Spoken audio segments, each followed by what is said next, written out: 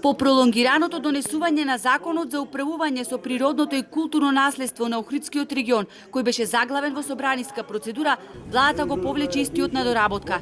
Граѓанските организации кои укажуваат дека сега повлечениот закон за Охрид не е ист со оној кој беше презентиран во Баку, потенцирајќи ги спорните одредби кои ќе значат уништување на Охрид, сега ја чекаат новата верзија на законот. Дури тогаш ќе стане јасна причината за негово повлекување.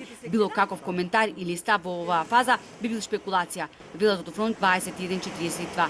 Освен повлекување на овој закон, владата препорача општините Охрид и Струга да прогласат мораториум на градежни активности и во рок од 10 дена да биде изготвен акцијски план со роковник за спроведување на препораките на УНЕСКО. Ова значи дека длабоко влегуваме во временски период кога веќе е невозможно да се испорачаат препораките кои УНЕСКО ги бара од нас. Велат од граѓанското здружение Охрид СОС, укажувајќи на погрешните потези кои ги направи централата и локалната власт кога станува збор за статусот на заштитено подрачје. Времето е мало.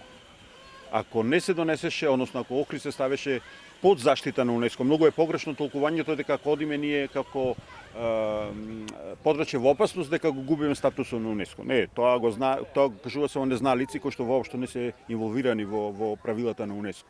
Ќе дојде луѓе кои што се соочувале со такви проблеми и ќе ни дадеа совети, тука веќе нема мрдање.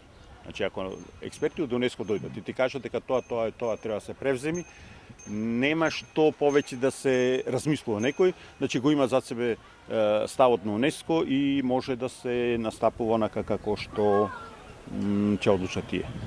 Кога станува збор за заштитата на природата и животната средина, државава веќе има пракса на постојано пролонгирање на роковите и неисполнување на акциските планови. Скептични се од Охрид СОС. Рокот од 10 дена кој го постави владата изминува. Алфа уште еднаш од општината побара одговор на прашањата докаде изготвувањето на акцијски план, на што конкретно работи во моментов општина Охрид поврзано со препораките на УНЕСКО. Дали општина Охрид ќе прогласи мораториум на градежни активности и докаде е постапката за избор на фирма која ќе ги руши дивоградбите. Прашавме и дали општината и јавните претпријатија ги раскинаа договорите со советникот Нефи Усеини. Од општината по повеќе часовно чекање на одговор, веќе 10 дена го добиваме дословно истиот став, дека се изготвил акцијски план и од општината и належните служби ги разгледувале законските можности за прогласување на мораториум. И после повеќе од месец дена од распишување на тендерот за избор на фирма која ќе ги руши дивоградбите, вела дека постапката била во тек. Што се однесува на прашањето дали општината постапи по барањето на антикорупцијска да ги раскине договорите со советникот Нефи Усени, вела дека општината не располагала со детали за договори со економски оператори кои ги имаат случајно јавните претпријатија.